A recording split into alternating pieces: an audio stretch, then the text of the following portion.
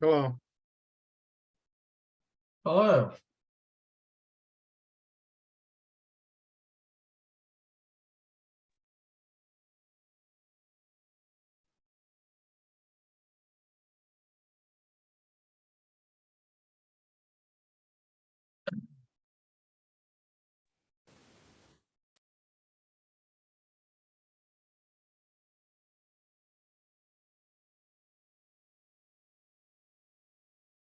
How's break? It's pretty good. Fast? Yeah. Mhm.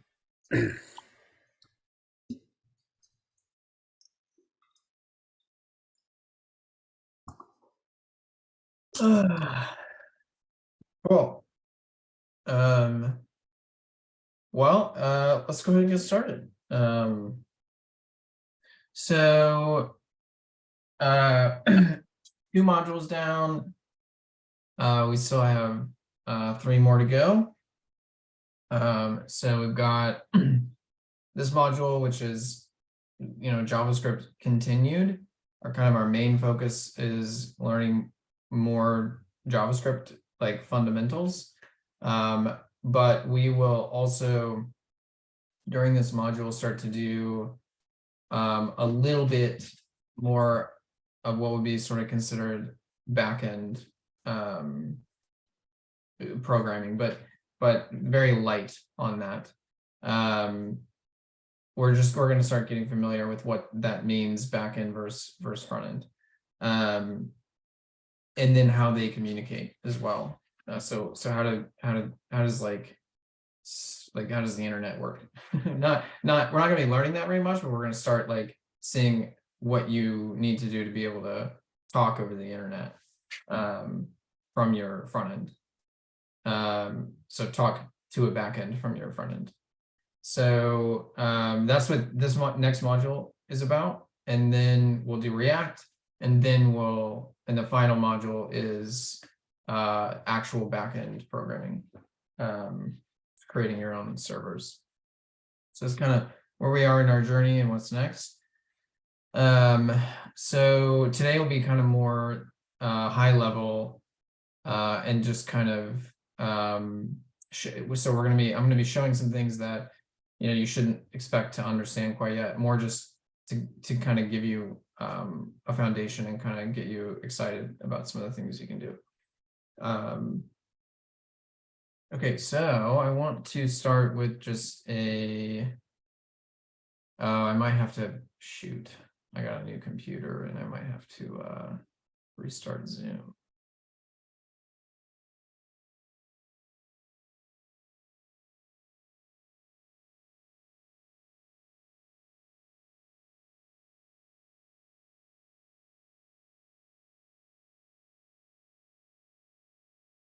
Cool. Can you guys see this?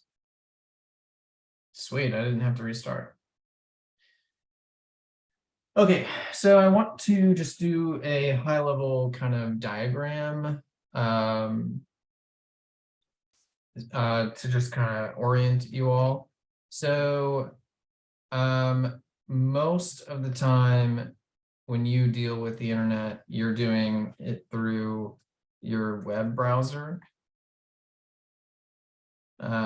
So you're using Chrome or Arc or Mozilla or Edge or whatever. That is the web browser. And often you'll hear sometimes people say client. You'll hear that term, like the client. So that is client, web browser, front end. You also, front end can be other things besides like a web page, but a web page is the front end. So you've got your web browser, and that could be a computer, could be on your phone, could be from your tablet. Those are kind of the main ways that you would be using a web browser. And all of those are, rendering stuff with HTML, CSS, and JS. We've kind of seen, kind of in touch all three of those things. And we also learned that when you're using JavaScript in the web browser, you have a ton of APIs available to you. So you've got like the location API that we saw that we could use to get someone's longitude and latitude. We have the DOM API that we can use in JavaScript, which is what we've been using to like get element by ID and add event listeners and things like that. And then I'm trying to think, were there any other APIs that we talked about?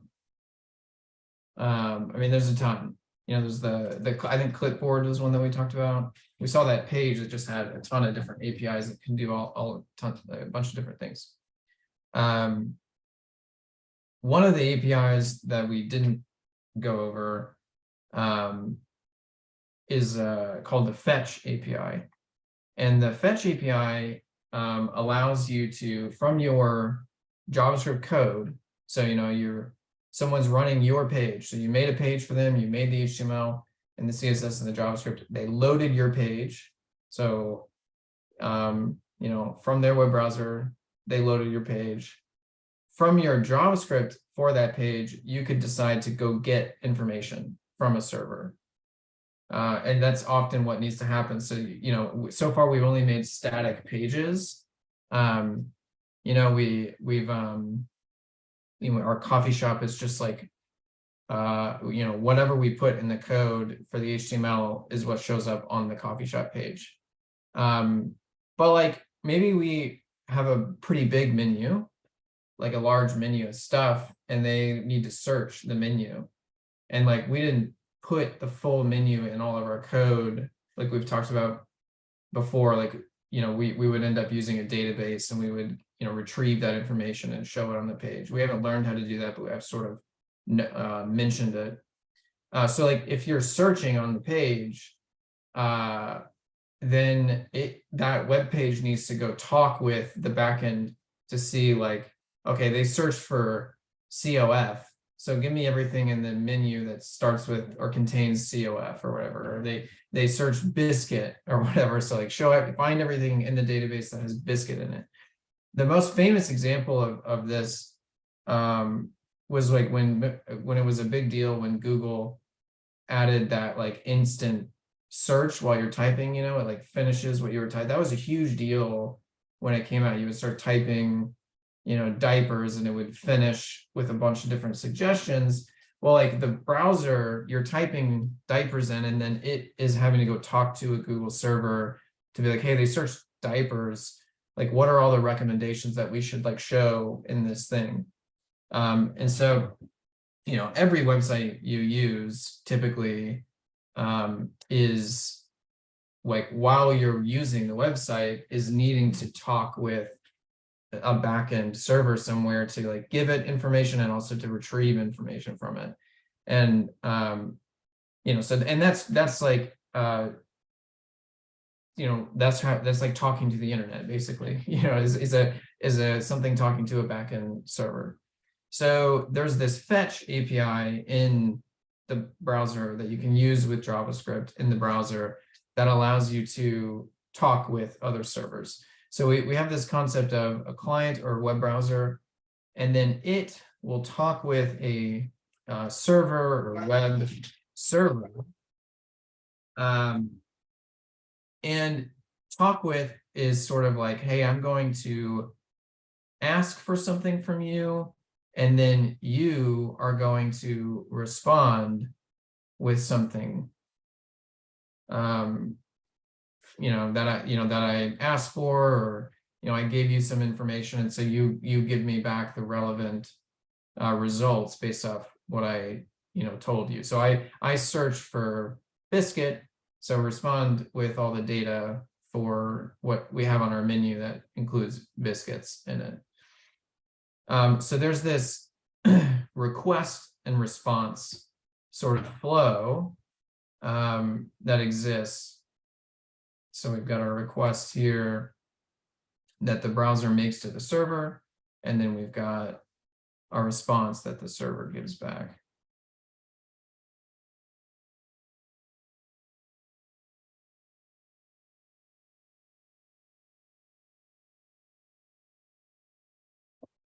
Um, okay, so it's not just, well, actually, sorry. So this request and response thing, does anybody know the protocol that's used to make that happen? You all know the word, but that is the protocol. But does anybody know like what the protocol is of the internet?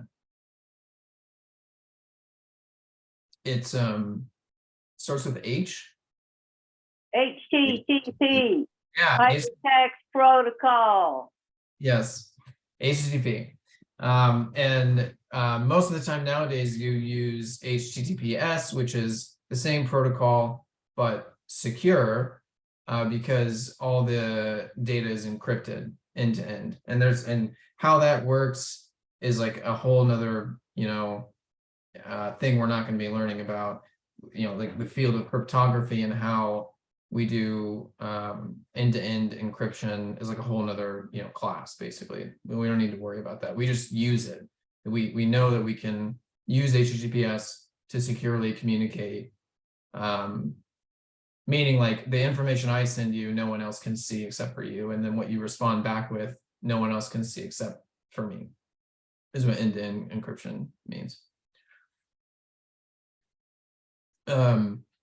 Okay, so yeah, there's this whole thing called HTTP, and then HTTPS, which is like the protocol that we use to talk over the internet.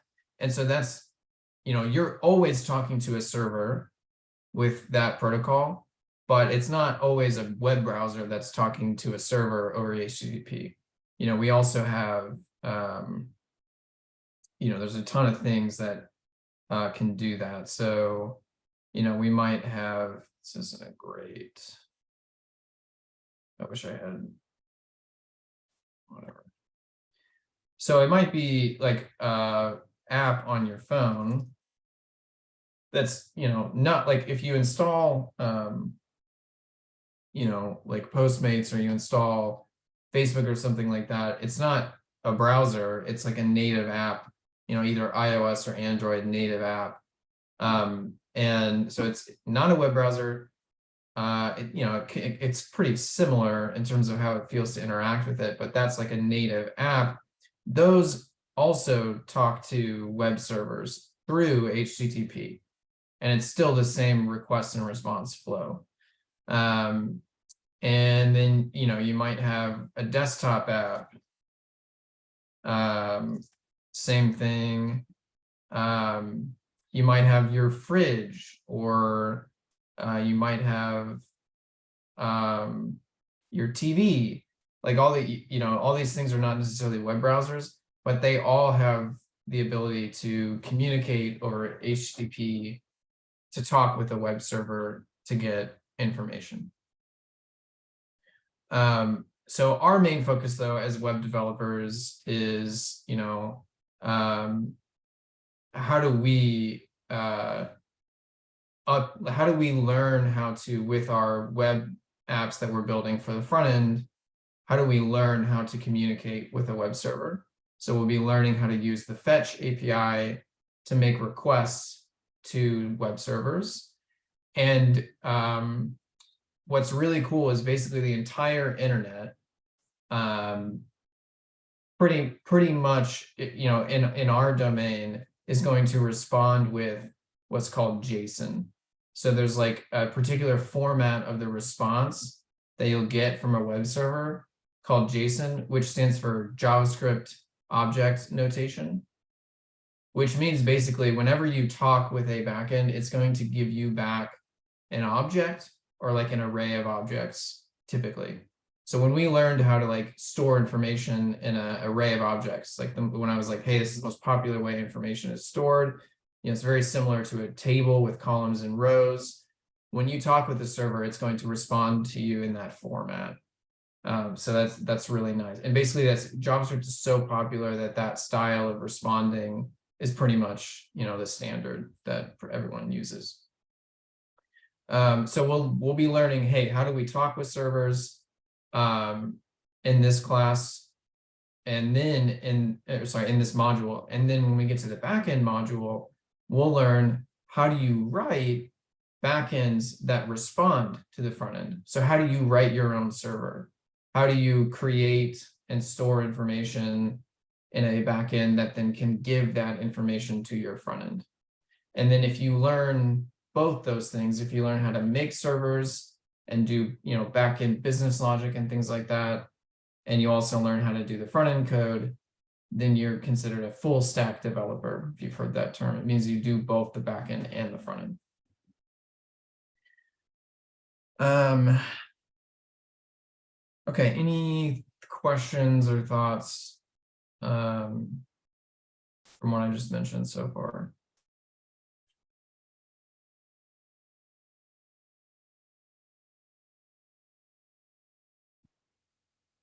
Okay. I think if there's anything else I wanted to mention there. Oh, okay. So why is there even this sort of distinction between front end and back end? Like if that's confusing, like why can't just the browser sort of do everything? I mean, you can do a lot in the browser now, nowadays, like you can, there's like a lot of processing power that your browser has like gained over the years and things like that. But I mean, one of the big reasons is basically like, you need to have control over like what people are allowed to do.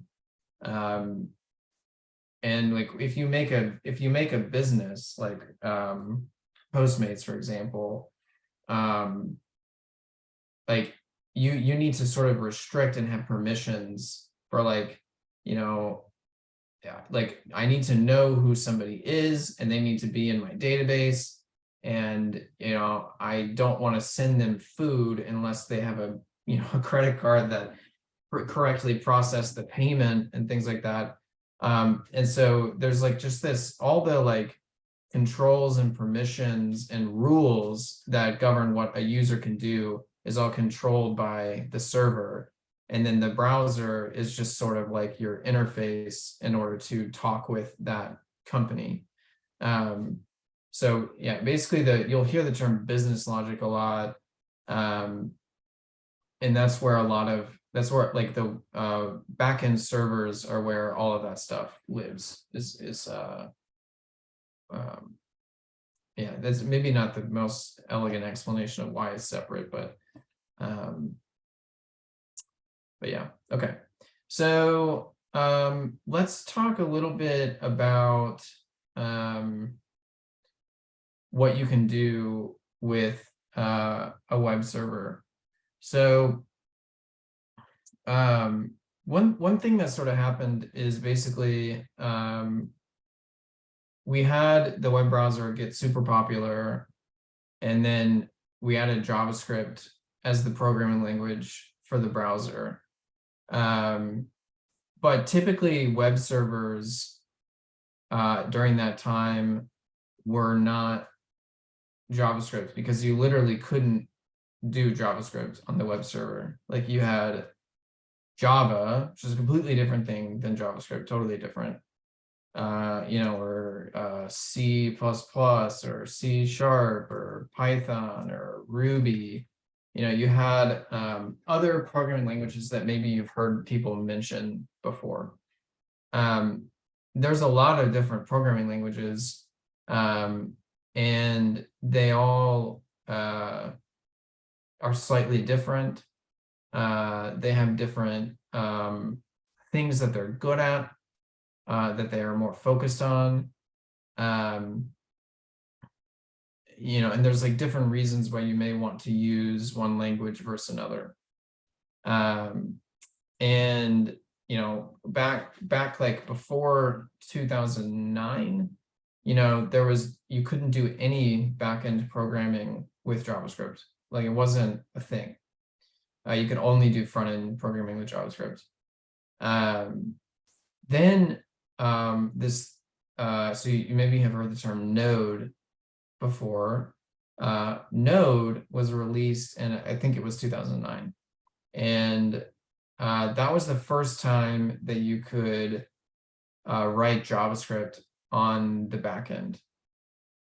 And so because JavaScript was so popular because the web browser was so popular, so many people knew JavaScript and had a love-hate relationship with it. And so it's like, hey, if you're a full stack developer, you need to know JavaScript and you need to know this other language. And you're like constantly switching back and forth between the two. And it's like really kind of annoying to do that because all the syntax is slightly different. So there was an effort, basically, like so many people know JavaScript, to be great if you could also use JavaScript to write backend code. And so somebody did that. So they released Node, which is basically the ability to do things that you need to be able to do on the back end, but with JavaScript. So essentially what that means is, okay, you've learned JavaScript, it's the same syntax, but JavaScript in the browser has access to certain APIs, like the user's location and the DOM, like the document, and the clipboard and the fetch API. So there's a whole context of what's available to you if you are writing JavaScript for the front end. But if you're writing JavaScript for the back end, there's a whole different context of what's available to you in terms of the APIs that are available to you. There's not as many as there are in the front end. It's a bit more basic. Like basically, if you're running something on the back end, you're running it like a server is really just a computer, like the one you have. And a computer has like files. There's a bunch of files on your computer. And your computer can also become a server. So someone could try to talk to your computer over the internet. So you could like set up your computer to listen for requests on the IP address that your computer is assigned. And so like a server, when we say a web server, like that's just like a computer without a display, basically. Like it's got RAM, it's got CPU, it's got a hard drive, but it doesn't have like, you probably don't have like you don't have like an email. You don't have like the same stuff. You don't have Spotify installed on it, right? Like, but you might have other programs installed on it. And the main thing it's doing is just listening for traffic on the internet, and then either talking to a database to get data, or like running some sort of business logic and then responding to that request. So a server is something that's just like sitting there waiting for somebody to try and talk to it, and then basically responding with whatever makes sense to respond with. So when we run JavaScript on the back end, we have APIs that allow us to talk over the internet and also use the file system. And that's like the main stuff you would use. There's other APIs, so we can pull up, if you look up Node, it did that because I had already been there. Like if you just Google search Node, you'll see the Node.js website, and you can go to that, and then there's like different versions of Node because they change it over time. This is a version string. I'm sure you've seen that before. Major version, minor version, patch version is what the dots are. So here's Node. We can go to the API docs. Here are all the APIs available to us on Node. A lot of them I have never used before, and the main ones that you would use as a web developer are the HTTP module or the HTTPS module, which allows you to become a server over that listens over HTTPS, or like the file system. So you see the file system here, which just means like you can read and write files to the like wherever Node is like when you're running a script on the computer, you can like write files to that computer or read files from that computer, which a database is really just like a fancy file So, yeah, we don't need to worry about any of these other ones. So these are the APIs available to us when we're running JavaScript on the back end. So I want to show that to you all, though I don't expect what I'm about to do to like you shouldn't understand any of this yet. You didn't have any homework for today. You're not expected to be able to do any of this quite yet, but I just want to get you to see it once. Okay, so let me go to VS Code. All right, so before, whenever we were gonna start coding, we would typically make an index HTML file, right? So that was always kind of our first thing we did.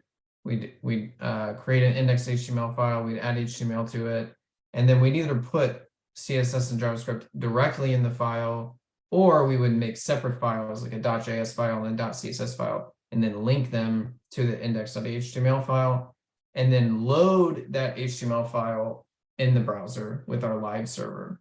And so that should kind of, that phrase live server should sort of make a little more sense now. Like it is going to make a server for you that will give that index.html file to a browser that asks for it. And localhost 3000, maybe you've been like, what the hell? Like, I just use localhost 3000, it's fine. That is basically, it just means talk with my computer. So instead of you go to the web browser and you go to pitchfork.com or google.com, localhost 3000 is, hey, don't go talk to another computer, talk to my computer. It's called the loop back address. Like just make an HTTP request, but go directly to this computer. So you were, whenever we did live server, let me actually just go to one of those. So we had our in-class HTML, we'd go to this file, we would go open with live server. So live server, and sorry, it's actually, I guess I do, so 127.0.0.1 by default, which is also the same as localhost. Also, why isn't this? Oh, I don't have any HTML in this.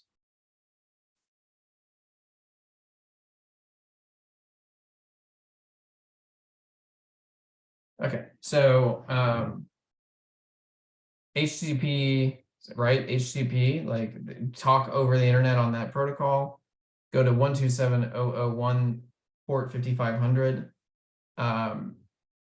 By default, whenever you go to a website over HTTP, it's port 80, and so you never see port typically. If it's HTTPS, it's port 443. But you can also do, I was mentioning localhost. I don't know if any of you have seen that, but you can also do localhost 5500. That's the same thing as 127.0.0.1. So what we did here is we opened the browser, we told it to talk over HTTP to the server running locally on this machine, and then, ask for this file. This is sort of like a path to a particular file, which is the one that I, said open live server from. If we open the dev console, which we do that all the time, but we're always using the elements or the console tab, well, there's a network tab. And so the network tab is like the requests that the browser is making over the internet. You can watch those happen. It just gives you access to them. So I can refresh this page. Let me disable the cache. I can refresh this page and you will see that it made a request to our in-class HTML file. And have you guys ever heard like status code 500, status code 200, status code 404? Those are HTTP status codes, and they just are like meant to sort of tell you quickly the status of the request. Like, did it work? Did it fail? Did it not find what you were asking for? And so 200 is okay. So 200 okay means the status code is 200. And then the status text is okay, meaning it went fine. Like everything's fine. So you can see when I hover over this, it says 200 OK. I can click on this and see this request. So the request URL was localhost 5500. Like this is the same thing that's in the browser. It's what is called a GET request. And that's, you almost always are doing GET requests whenever you go to a web page, which means, hey, give me something. I want to get something from you. And so we did a GET request to this URL. It had status code 200 OK.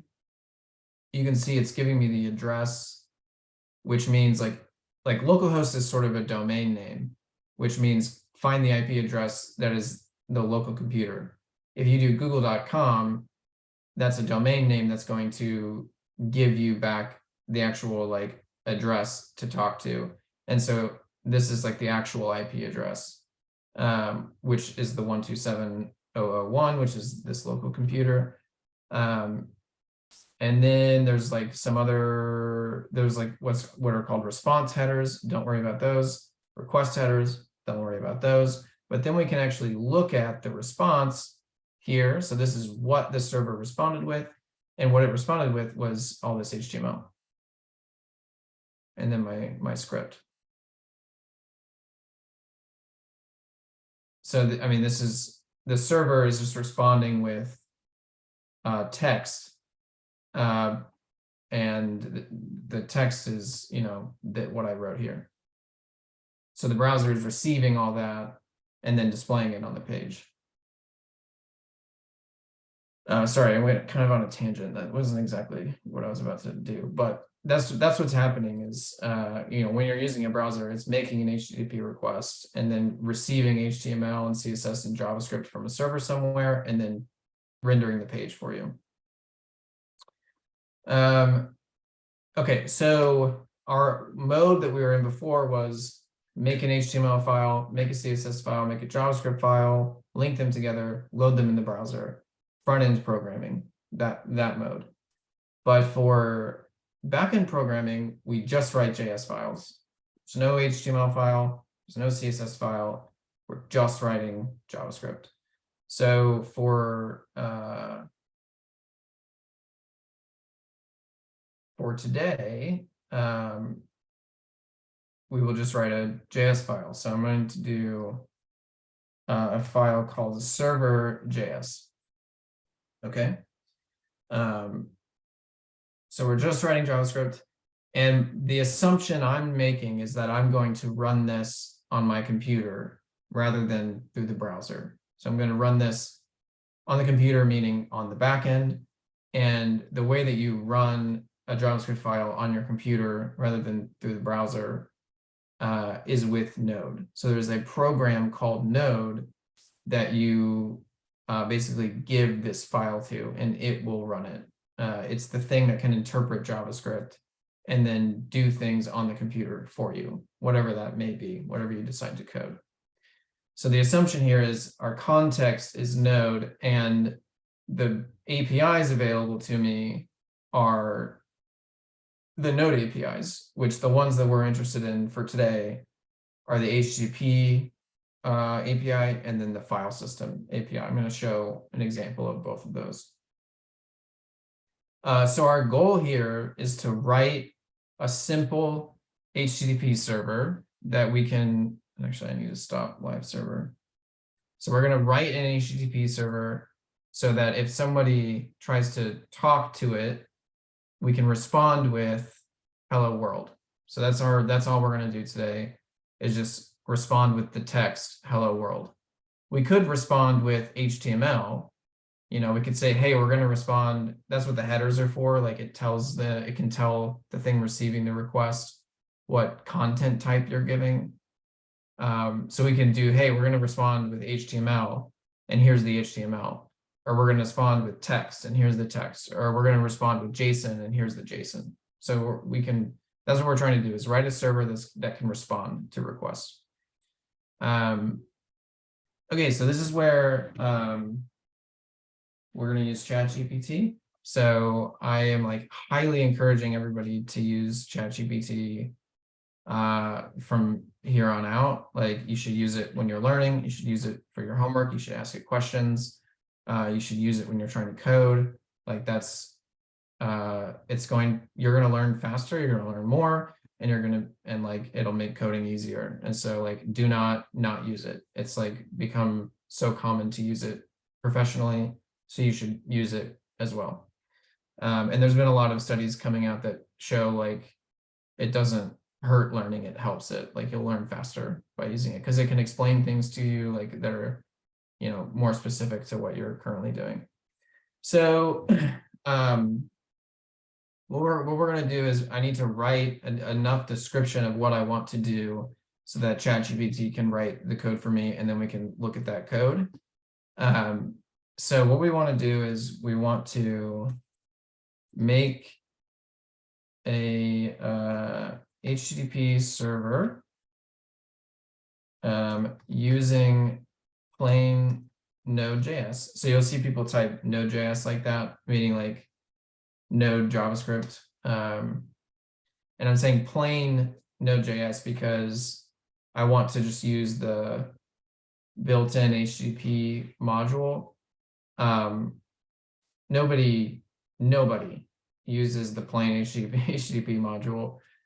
There's like stuff built, there's like frameworks and libraries that are built on top of it that make it easier. So usually people use Express or some other framework. This is exactly the same thing as like, hey, nobody really writes raw JavaScript in the browser in terms of the DOM anymore. People use React or Angular, but it's the exact same thing. So like we've been using, the document.get element by ID and all that stuff in class to learn it, but everyone uses React. So we're going to use the plain Node.js. Sorry, let me be more specific. Yeah, make an HTTP server using the plain Node.js HTTP module. This is equivalent of, hey, don't use React, use raw DOM. And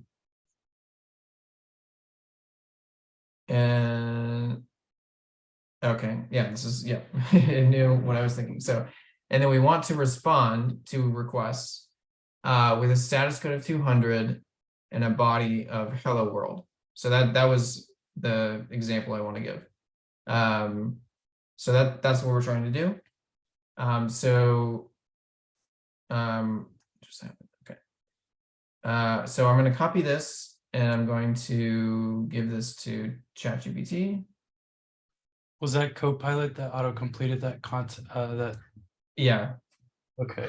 So I usually turn off, but yeah, it like, I didn't know it would complete your comments. That's interesting. Yeah. So okay. Don't look at this because I tested this earlier. Go away. Or whatever. Okay. So you can use GPT 3.5. I've been using 4 just for fun, but so we'll paste this message in. Okay.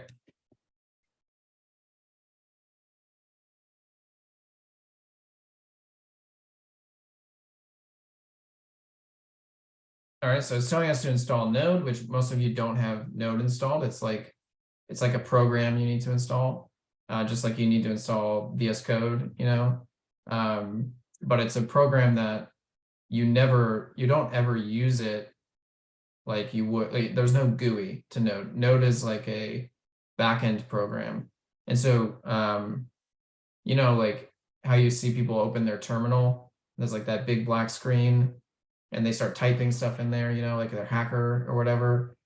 Like that's like to run Node, so like run our JavaScript on the back end, you run Node, but Node is a program that you only run from the terminal. And so like whenever we need to make our server, we will start the server from the terminal.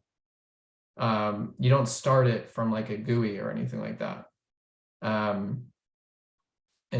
So I'll show that in a second. So this thing explained a lot of stuff. It's really helpful, like it's kind of explaining what it's doing.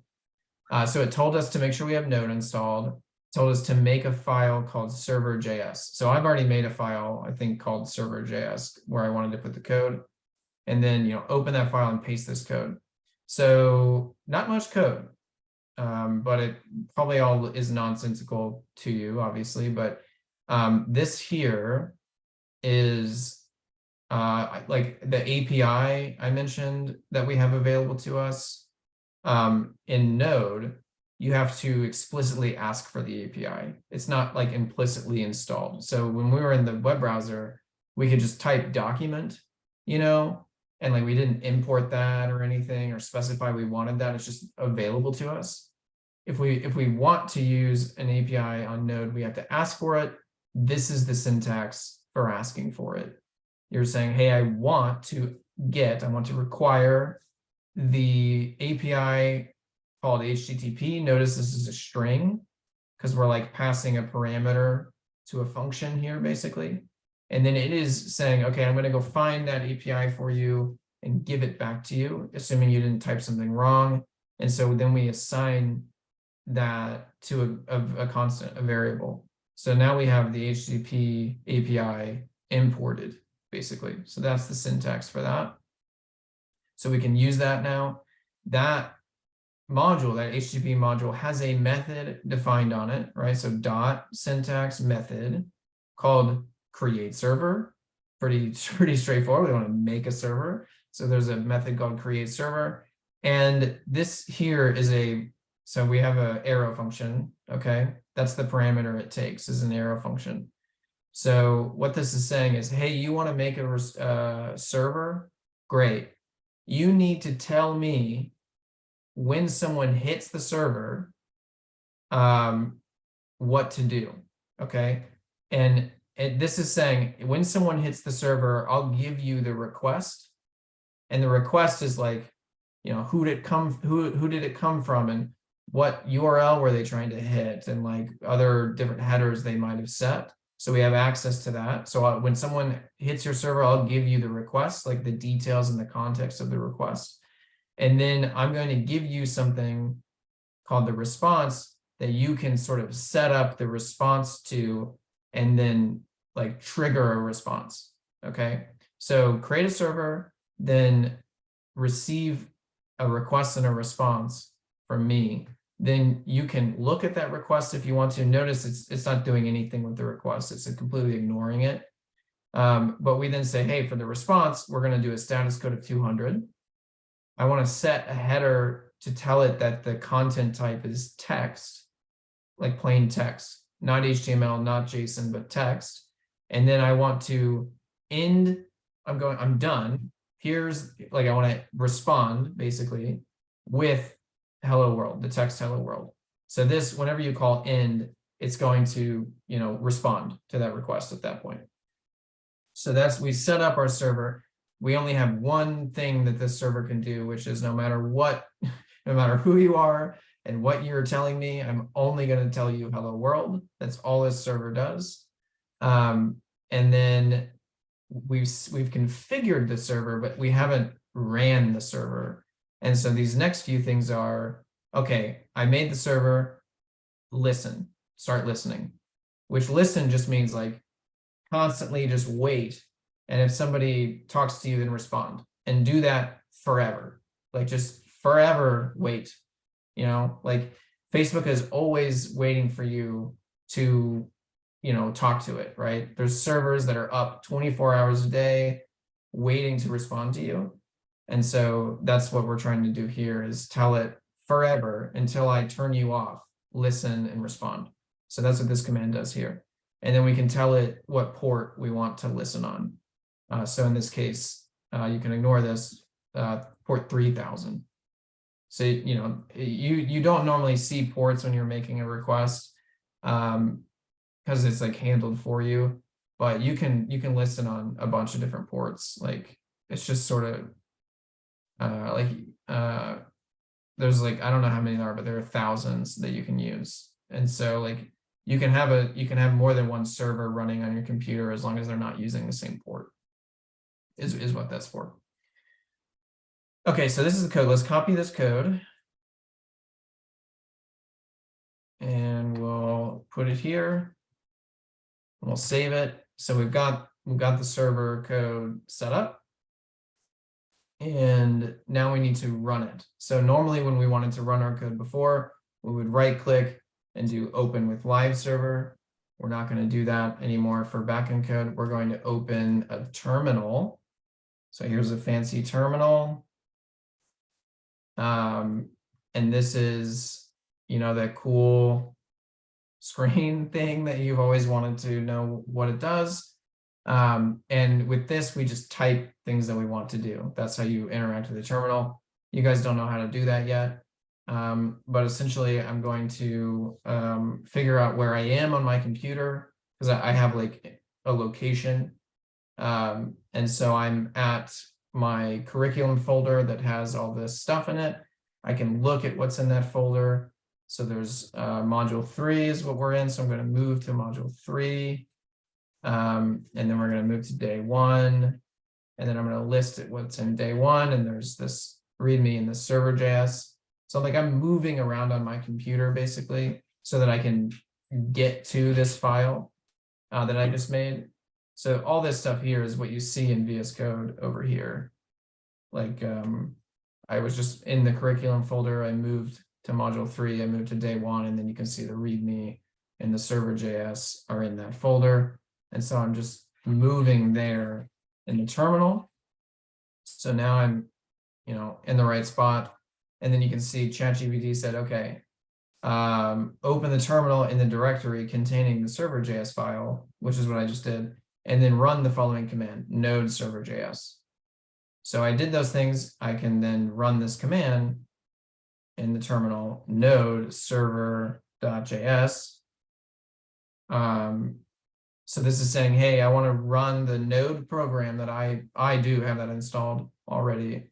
And then I want you to interpret/run the file that I made server.js. Okay. So I just press enter, and now it's running that program. You can see it console logged. That's the same like, how we did console log in the browser. It's the same syntax to log in the backend as well. So you can see we did here console log server running on port. So that's what you see here, server running on port 3000. So console log on the backend means just like print something in the terminal. And then you can see it's just sort of running. Like it didn't like stop the program. It didn't like return the terminal to me to be able to talk to it. Like now this program is running in this terminal and I can't do anything else in this terminal. So we have a server running, and if we want to talk to it, we can talk to it through our web browser. That's what a web browser is the ability to talk to servers. So we'll open up, so we'll open up a new page. What do so for me to talk to that server, what do I type here?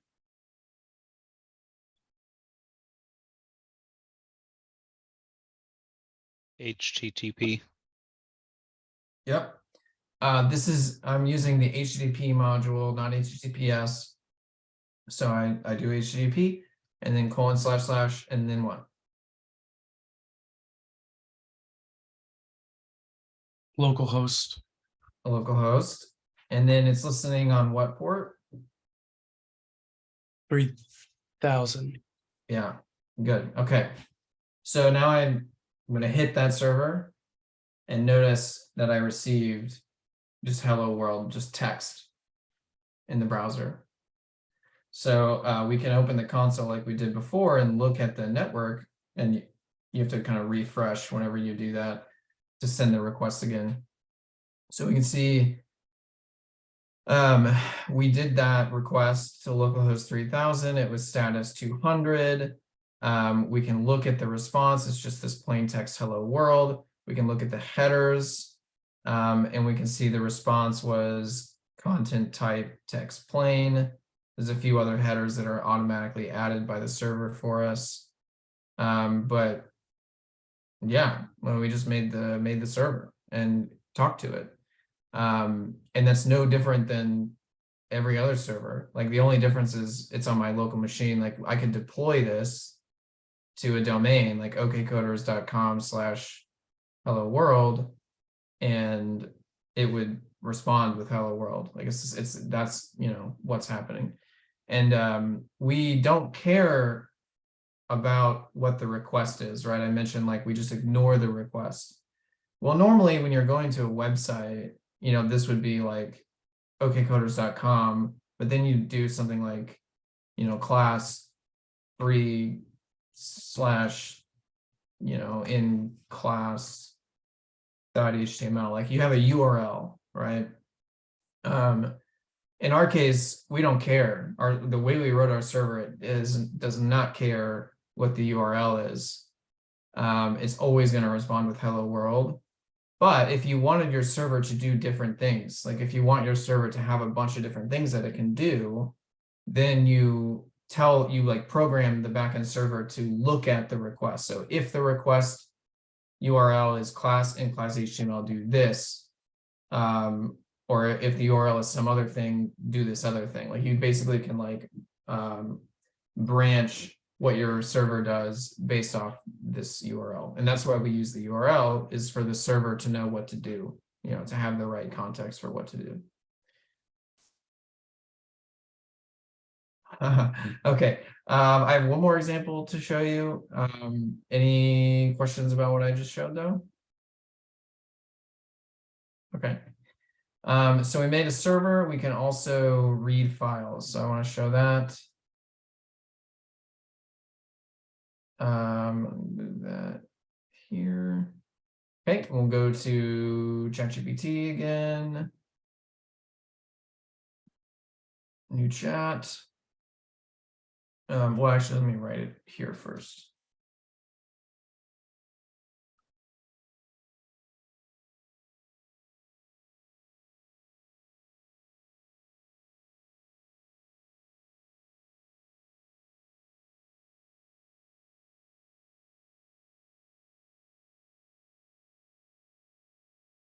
Great. Okay.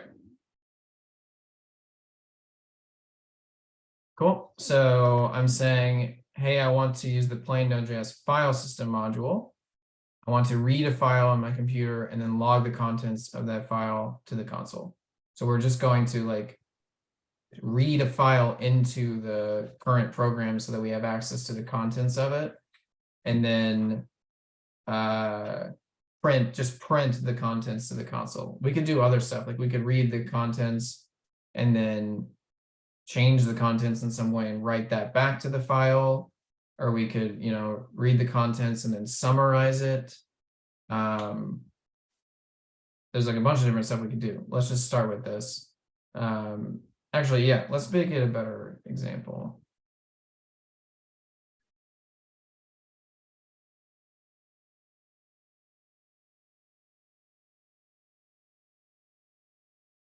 There we go. So we're going to read the file and then we're going to log the number of characters in that file to the console. So we're writing like a file summarizer program, right? So let's copy this and ask ChatGPT for it. I'm using GPT-3, which is like way faster than GPT-4 in that case. I would specify. And for this type of stuff, there probably isn't much of a difference in their responses.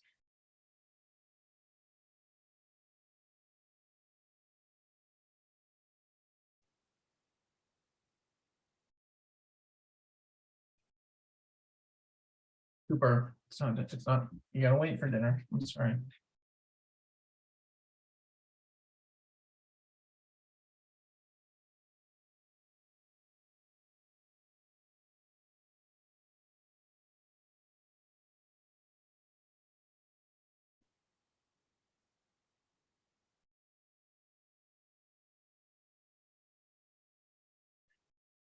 Okay, so pretty similar response to what we had last time, right? So make sure you have Node installed, make the file, and then notice we're not importing the HTTP module like we did before. We're importing the FS module, which stands for file system.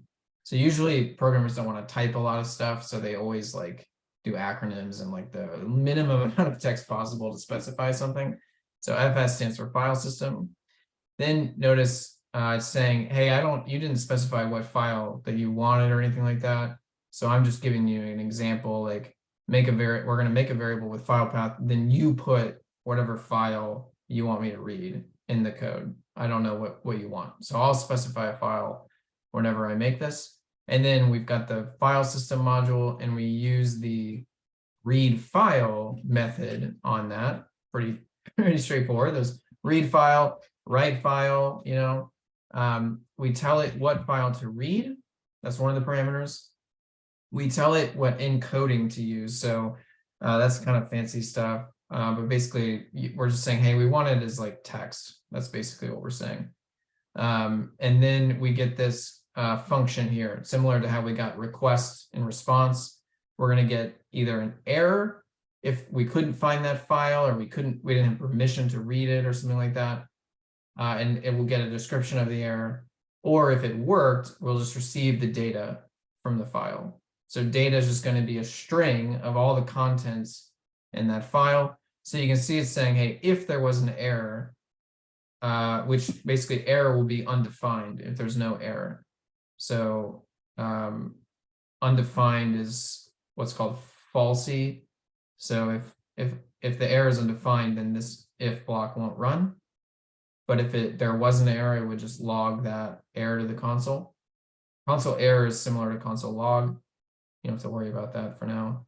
But if we do have data, then it just asks for the length, because it's just a string. And to get the number of characters in a string, you just ask for the length property, right? And so we save the number of characters to a variable, and then we console log the number of characters. Now, this is a fancy thing that you haven't learned quite yet. What's happening here? We usually use like plus, like string plus string plus string. This is something you're going to learn about in this module. It's like a little bit easier way to do that. Same thing. So let's copy this and put it in our read file.js.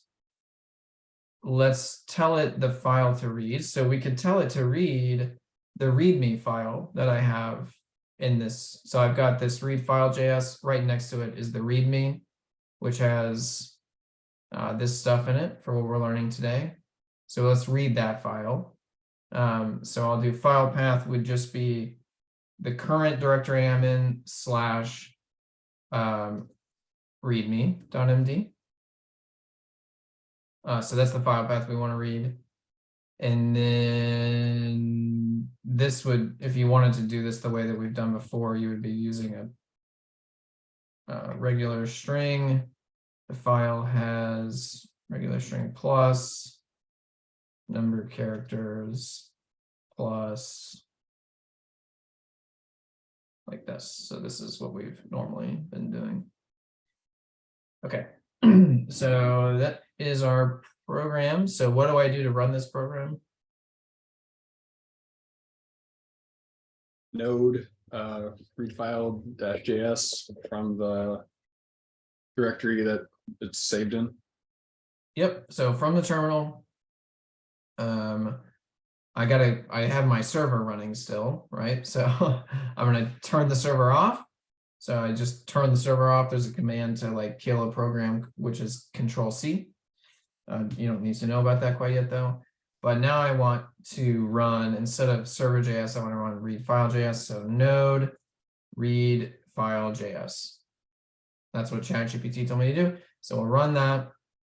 And it worked. It read the file, and it says it has 423 characters. If we don't believe that, we can just go ahead and console log the file as well, just to make sure it did it. So we can console log